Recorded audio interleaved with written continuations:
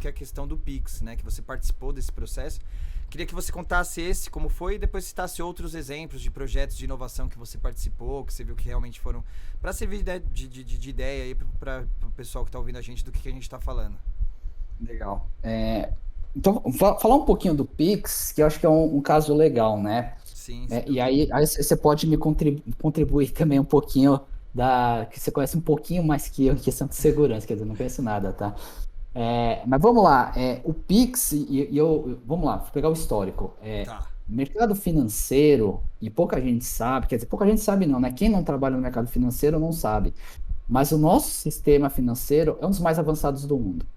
Inclusive, mais avançado que os Estados Unidos. Nosso DOC e TED, antes do nosso Pix, DOC e TED, a gente fazia uma transferência de um banco para outro, e isso cai em 1 hora, menos de 1 hora com o TED, lá fora eles não conseguem fazer, é um dia. Então, olha o avanço que a gente tem dentro do mercado financeiro e que pouca gente sabe. Então, a gente tem que se orgulhar também Isso quanto é a isso. incrível. Sim. Às vezes a gente tem esse síndrome do vira-lata, achar que tudo é ruim aqui, não. Mas mercado financeiro, o sistema é muito bem criado. O Banco Central já tem uma agenda de inovação já faz mais de 10 anos. Então, assim, o Pix não nasceu de 1 hora para outra. Já há mais de 10 anos ele tem olhado o mercado para saber como inovar. Por quê? De novo, entrar numa polêmica aqui. Mas até então, quem que dominava o mercado financeiro? Eram os 5 maiores bancos. Os 5 maiores bancos dominavam o mercado, tinha mais de 80, 90% de market share. Quando a gente tem poucos players dominando o mercado, não surge inovação. Por quê? Chega um banco vai falar, cara, tô fazendo, tô ganhando meu dinheiro aqui, deixa eu só continuar a girar a roda. Chega o Eles segundo, ditam as mesma regras, né? coisa. Eles estão digitando as regras, não faz sentido. Por que eles vão inovar se todo mundo já está ganhando dinheiro, já está na mão dos 5? Então não faz sentido inovação. Então o Banco Central pensou muito nisso, assim, como trazer essa inovação? Uma das formas, abrir o mercado. Abrir o mercado para que outros players entrem e aí começa, né, a provocar os maiores bancos ali, e foi o que aconteceu. Então, né, a gente vê vários bancos digitais sendo criados, regulados pelo banco. Lembrando que o mercado financeiro é, sim, um mercado bastante regulado, mas o Banco Central abrindo isso daqui, ainda dentro da regulação, mas abrindo isso daqui. O Pix foi muito legal porque foi exatamente essa questão de, e aí a gente falou um pouquinho aqui, que é dar o benefício à pessoa final, né? Dar a experiência do usuário para a pessoa final. Não é à toa que um monte de gente, né? Se eu não estiver falando besteira aqui, mas assim, 90% dos ouvintes aqui do podcast, tenho certeza que utilizou o Pix em algum momento. Por quê? Porque ele é fácil, ele é intuitivo, Sem ele dúvida. te ajuda, traz valor para você. Então ele foi criado exatamente isso. Primeiro, para dar a experiência para o usuário a melhor forma possível, né? E não é à toa que teve esse crescimento, TED Doc começou a diminuir porque já não faz mais sentido. E E custo, lembrando, né? É algo que reflete no bolso da população geral, né?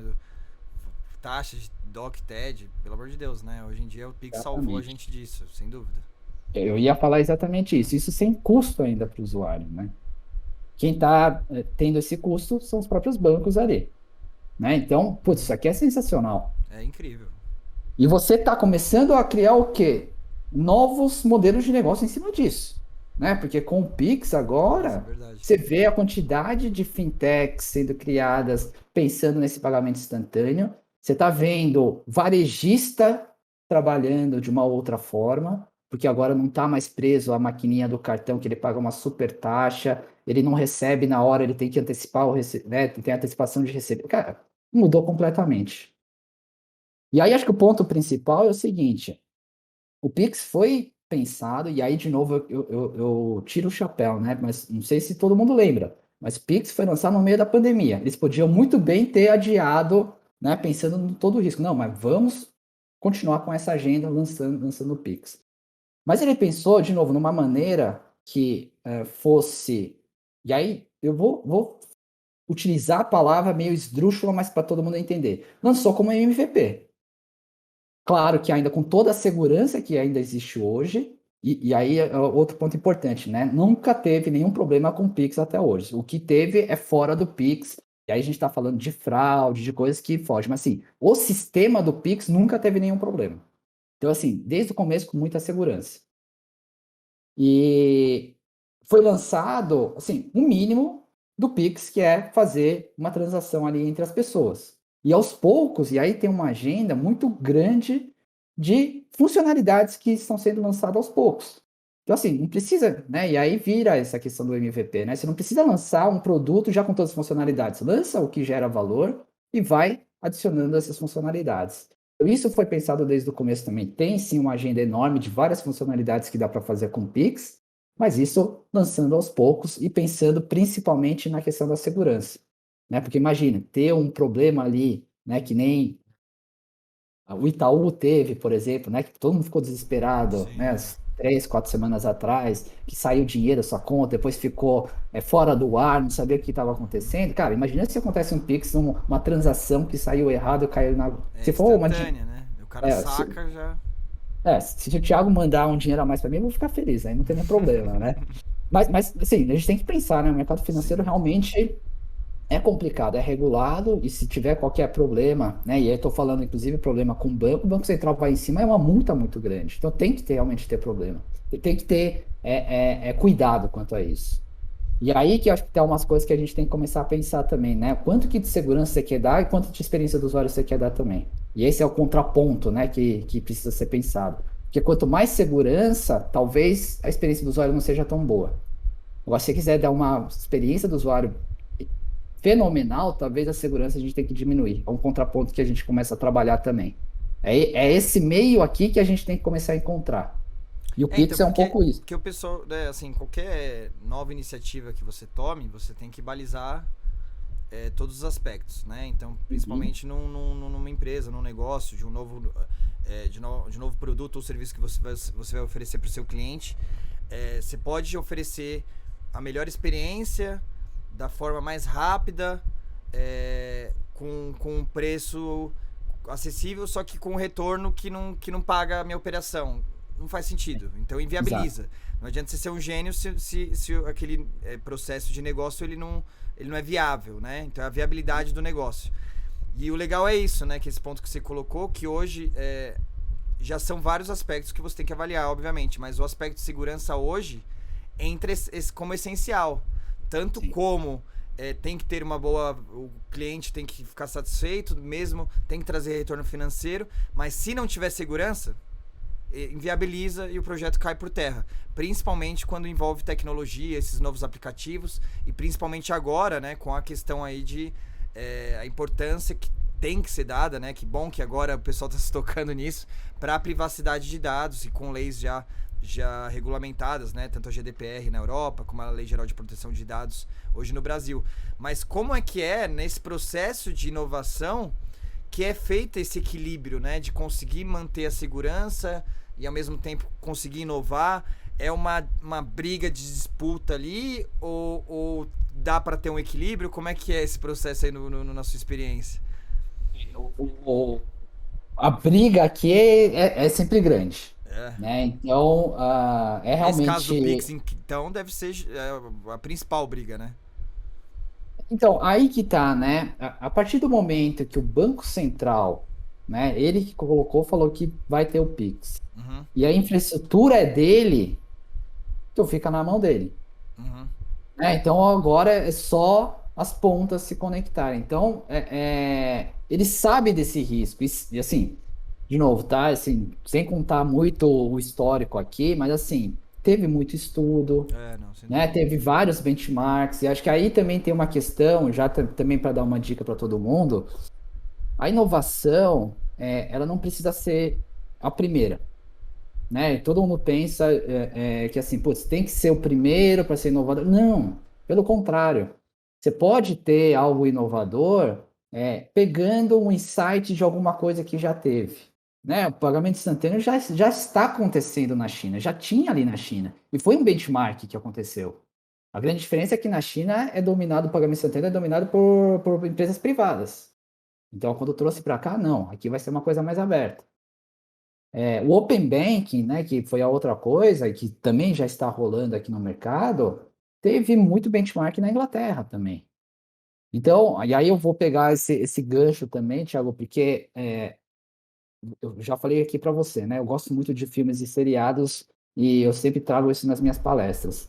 Se você pegar, por exemplo, né, um dos diretores que eu mais gosto, que é o Quentin Tarantino, todo mundo olha ali e fala, cara, o cara é inovador, fez um filme totalmente diferente.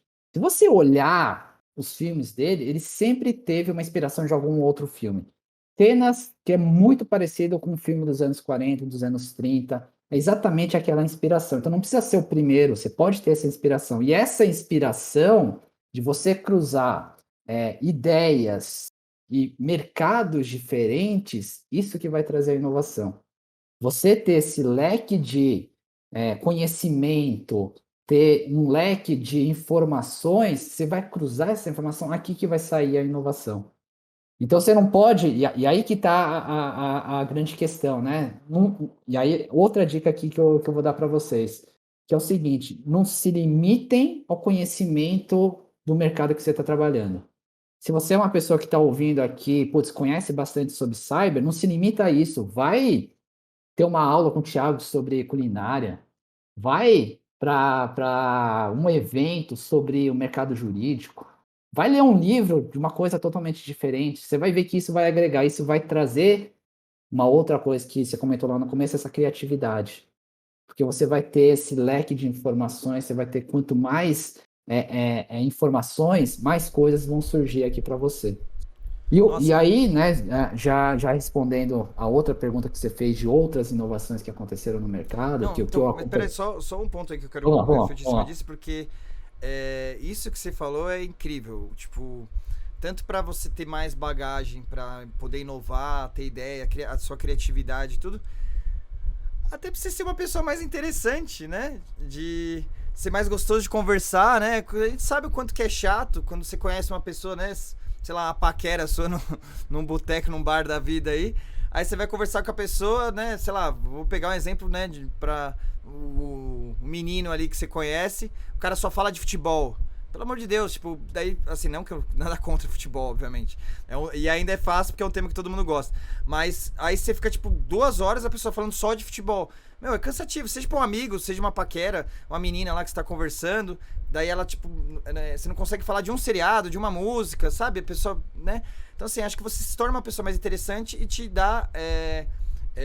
Da onde os insights eles têm que vir de algum lugar, né? Então quanto mais isso você estuda, né, por mais diversificado que sejam as coisas, te dão bagagem em cima disso. E aí, Ale, eu quero te dar um exemplo também do nosso convidado, novamente, do último podcast, que é o Jun Sakamoto. Ele falou uma questão que é exatamente disso que você falou, que eu acho que encaixa perfeitamente. É engraçado, que ele falou em um outro contexto e encaixa exatamente com o que você falou. Que ele comentou o Jun Sakamoto, né, novamente, é o maior chefe brasileiro de comida oriental, né? O restaurante dele tem nada menos que a Estrela Michelin lá, que é o, né, o mais prestigiado aí dos restaurantes, da culinária, dos chefs. E já foi no MasterChef, etc. E aí ele falou que o primeiro restaurante que ele montou, ele teve outras experiências antes de trabalhar na cozinha, né? E aí ele trabalhou como fotógrafo e trabalhou como arquiteto, estudou arquitetura. Só que em vez de seguir por esse caminho, ele montou um restaurante. Só que quando ele foi montar o restaurante dele, ele pegou essa bagagem que ele tinha dos outros conhecimentos e utilizou nesse segmento que ele estava querendo atuar. Então, o motivo hoje dele ser um chefe renomado, o restaurante dele ser um dos maiores, provavelmente é também por causa da experiência que ele teve como arquiteto e como fotógrafo. Pode ser que se não fosse isso, ele ia ser só mais um restaurante e não ia ter um destaque.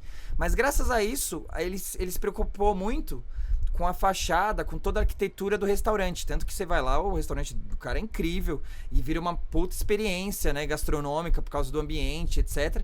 E onde você senta, a luz que tá ali pra você comer de forma agradável, conseguir visualizar a decoração da melhor forma, ele usou a experiência com fotografia.